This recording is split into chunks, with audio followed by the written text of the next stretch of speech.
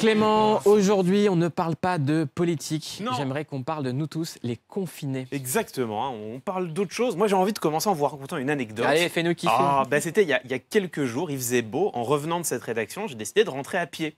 Et je constate que dans les rues, il y a moult personnes, moult individus qui se baladaient également. Et ça m'a agacé. Je me suis dit, rendez-vous compte, tous ces gens qui ne respectent pas le confinement, qui profitent du soleil pour sortir, quand je réalise soudain que moi aussi, j'étais dehors en train de les juger à ce moment-là.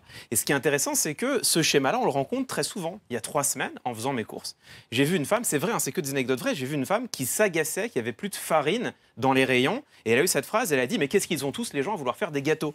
Alors même qu'elle-même, elle voulait probablement faire un gâteau.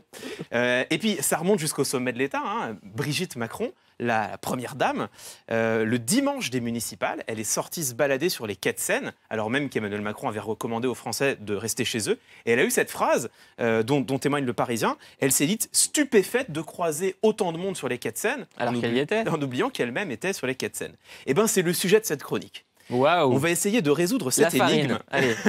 Comment expliquer que nous arrivions à être agacés par des comportements que nous avons nous-mêmes ?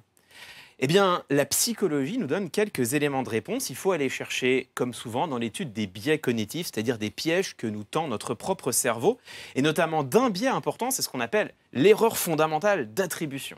Ça a été mis en évidence en 1977 par le chercheur Lee Ross.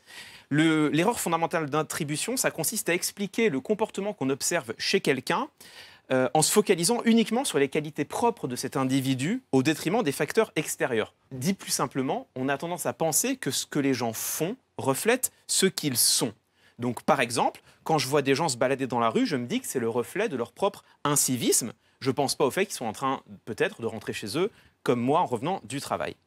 Si on arrive à une telle dissociation entre ce qu'on pense des autres et ce qu'on pense de nous-mêmes, c'est parce que l'erreur fondamentale d'attribution se double d'un deuxième biais, ce qu'on appelle le biais d'autocomplaisance.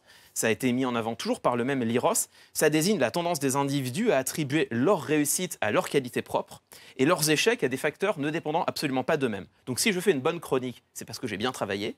Et si je fais une mauvaise chronique, c'est parce que j'ai été porté par une mauvaise actualité. La farine. Exactement. Et quand on combine les deux, eh bien on comprend pourquoi on est souvent plus sévère à l'égard des autres que de nous-mêmes. Quand je trouve pas de farine au supermarché, justement, je me dis que c'est les autres qui ont voulu faire des stocks, ils sont irresponsables, alors que moi, au contraire, j'en avais vraiment besoin. Et ça m'intéresse parce qu'en fait, depuis le début du confinement, j'ai l'impression qu'on a facilement eu tendance à s'agacer du comportement des autres en l'attribuant justement à leur incivisme. C'est pas forcément faux. Hein. Bien sûr qu'il y a des personnes qui n'ont pas joué le jeu du confinement et il faut le déplorer. Mais c'est pas forcément vrai non plus. On a été plusieurs à s'agacer et j'en fais partie. Hein, donc je le dis très honnêtement. On a été plusieurs à s'agacer de voir des gens faire du jogging dans la rue et de se dire que tout d'un coup les Français s'étaient découvert une passion jogging. Bon. Pour certains d'eux, c'est peut-être vrai, mais pour d'autres, peut-être que simplement les salles de sport sont fermées et qu'ils ont besoin de faire du cardio.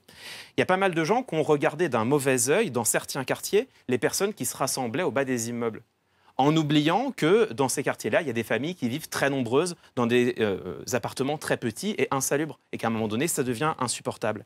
Et à l'inverse, ce qui est intéressant, c'est que quand nous, on fait une entorse au confinement, ce qui peut arriver, on a tendance à penser que soit c'est parce que c'était nécessaire, soit qu'en fait, c'était pas si grave. Bref, prendre conscience de ces biais cognitifs, ça nous aide à prendre du recul. On est en train de vivre 2 mois difficiles, des mois difficiles pour tout le monde, et c'est important de nous souvenir, je crois, qu'on ne connaît pas les réalités que vivent les gens que nous croisons. Alors, jusqu'au 11 mai, et si nous nous efforcions, en tout cas je vais essayer moi de le faire, et si nous nous efforcions pour nous-mêmes de respecter au mieux le confinement, et pour les autres, de ne pas juger trop hâtivement leur comportement.